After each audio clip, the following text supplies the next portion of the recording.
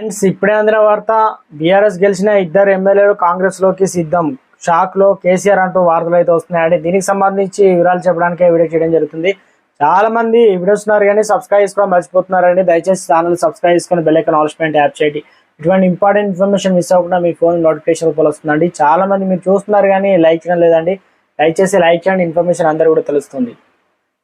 మాజీ మంత్రి Medchal BRS MLA Mallareddy ఆయన అల్లుడు మల్కాజ్గిరి బీఆర్ఎస్ ఎమ్మెల్యే మరి రాజశేఖర్ రెడ్డి బీఆర్ఎస్ పార్టీని వీడి కాంగ్రెస్ పార్టీలో చేరేందుకు రంగం సిద్ధమైనట్లు కూడా తెలుస్తుంది. ఇప్పటికే సీఎం సలహాదారు వేం నరేందర్ రెడ్డితో భేటీ అయినట్లు కూడా సమాచారం. పార్లమెంట్ ఎన్నికల ముందే మల్లారెడ్డి రాజశేఖర్ రెడ్డి కాంగ్రెస్ పార్టీలో చేరుతారని తెలుస్తుంది.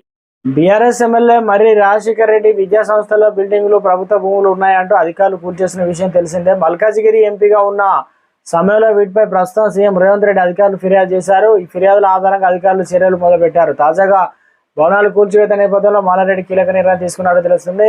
నిన్న మొన్నటి వరకు వచ్చే పార్లమెంట్ ఎన్నికల్లో మల్కాజ్గిరి నియోజకవర్గం నుంచి తన కుమారుడు బీఆర్ఎస్ అభ్యర్థిగా బరిలోకి దిగుతారని మల్లారెడ్డి చెప్పుకుంటూ వచ్చారు.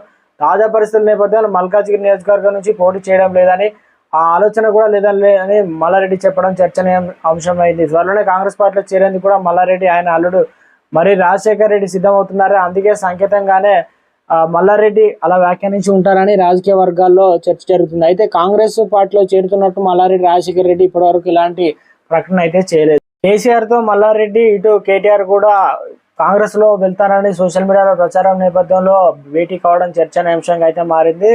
మల్కాజ్గిరి నుంచి స్థానం నుంచి పోటీ చేయాలని కేసీఆర్ అనడంతో దీనికి సానుకూలంగా లేనని చెప్పేసి మల్కాజ్గిరి స్థానం నుంచి పోటీ చేయలేనని చెప్పేసి చెప్పేశారట. మొత్తానికి తెలంగాణలో రాష్ట్ర రాజకీయం, తెలంగాణలో ప్రస్తుతానికి మల్కాజ్గిరికి సంబంధించి పోటీ చేయాలని చెప్పాను కానీ బీఆర్ఎస్ లోనే ఉంటాననే విధంగా అయితే దీనిపైన కథనాలపైన వివరణ ఇచ్చే ప్రయత్నం చేశారు.